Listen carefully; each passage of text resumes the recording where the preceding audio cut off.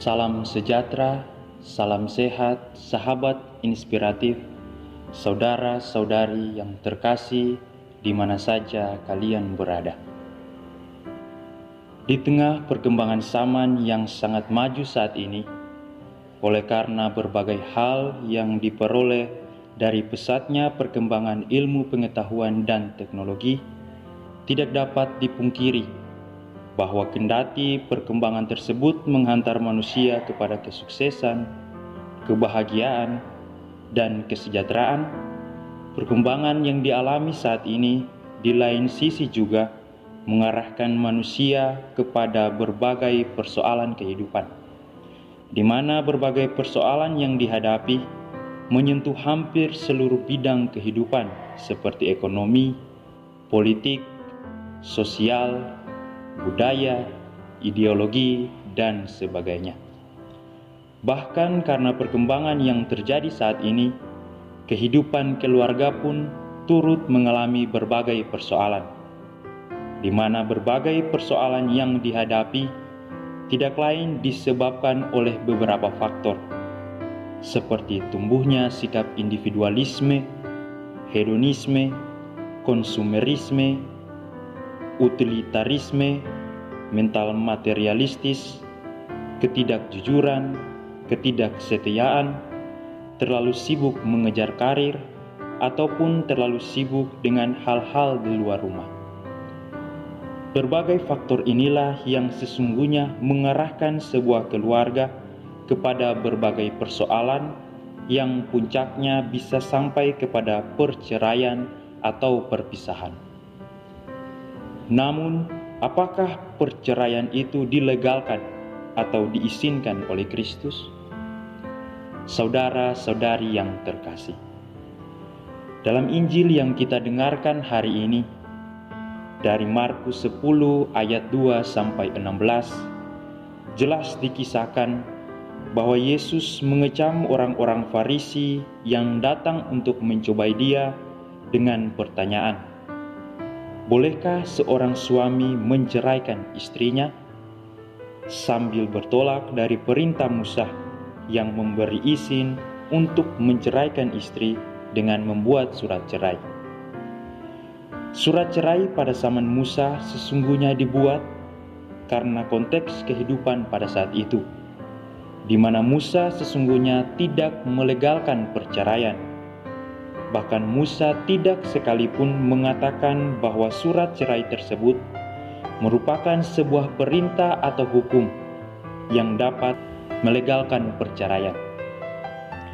Musa sesungguhnya terpaksa berbicara tentang hal tersebut karena banyaknya praktik perceraian yang terjadi dalam bangsa Yahudi, kendati pada dasarnya hal tersebut tidak sesuai dengan kehendak Allah. Sehingga surat cerai yang dimaksud Musa merupakan jalan tengah untuk melindungi kaum perempuan sebagai pihak yang paling lemah dalam masyarakat Yahudi. Atau dengan kata lain, kebijakan yang dibuat Musa sesungguhnya dikarenakan oleh ketegaran hati dari bangsa Yahudi pada saat itu. Oleh karena itu, Yesus pun dengan keras tidak menyetujui adanya perceraian. Apalagi sejak awalnya, Allah pun tidak menghendaki terjadinya perceraian. Sebab sebagaimana dikisahkan dalam bacaan pertama dari Kejadian 2 ayat 18-24, bahwa seorang laki-laki akan meninggalkan ayahnya dan ibunya dan bersatu dengan istrinya sehingga keduanya menjadi satu daging. Dengan demikian, oleh karena Allah menghendaki persatuan, maka sebagai manusia yang merupakan citra Allah, manusia pun harus bersatu dan sedapat mungkin menjauhkan diri dari bahaya perpisahan. Saudara-saudari terkasih, sebab itu Yesus sesungguhnya kembali mempertegas apa yang difirmankan dalam Perjanjian Lama. Bahkan Yesus menambahkan bahwa mereka yang awalnya dua, namun karena telah dipersatukan sehingga menjadi satu. Dan apa yang telah dipersatukan oleh Allah tidak boleh diceraikan oleh manusia. Hal ini pun mempertegas bahwa Yesus menolak dengan keras terjadinya perceraian atau perpisahan di antara pasangan suami dan istri. Saudara-saudari yang terkasih, dengan demikian, melalui apa yang dikisahkan dalam Injil dan bacaan pertama tentang ketidakbolehan untuk melakukan perceraian, maka Allah sesungguhnya tidak menghendaki adanya kehancuran dalam persatuan. Atau dengan kata lain, Allah tidak menghendaki terjadinya perceraian. Inilah panggilan yang sesungguhnya ditujukan kepada semua manusia. Panggilan untuk bersatu dan bersekutu.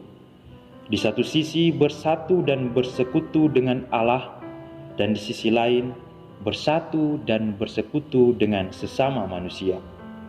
Sebab sejak awalnya Allah Pencipta telah mewahyukan dirinya sebagai bentuk cintanya untuk bersatu dengan manusia. Maka sebagai manusia yang diciptakannya, kita pun dipanggil untuk masuk ke dalam relasi yang intim dengan dirinya dan ke dalam persekutuan antar pribadi dalam persaudaraan universal dengan semua laki-laki dan perempuan. Dengan kata lain, inilah panggilan kita yang tertinggi, yakni masuk dalam persekutuan dengan Allah, dengan saudara dan saudari kita.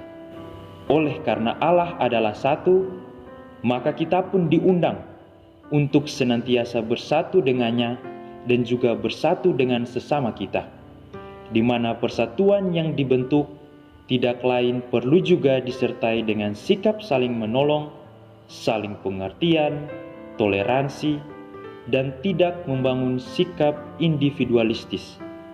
Dengan begitu, kita sesungguhnya dituntut untuk menjadi penolong bagi sesama kita, agar persatuan yang terjalin di antara kita semakin kokoh dan dapat bertumbuh ke arah yang lebih baik tentunya, oleh karena kehendak Dia yang memanggil dan menghendaki persatuan tersebut.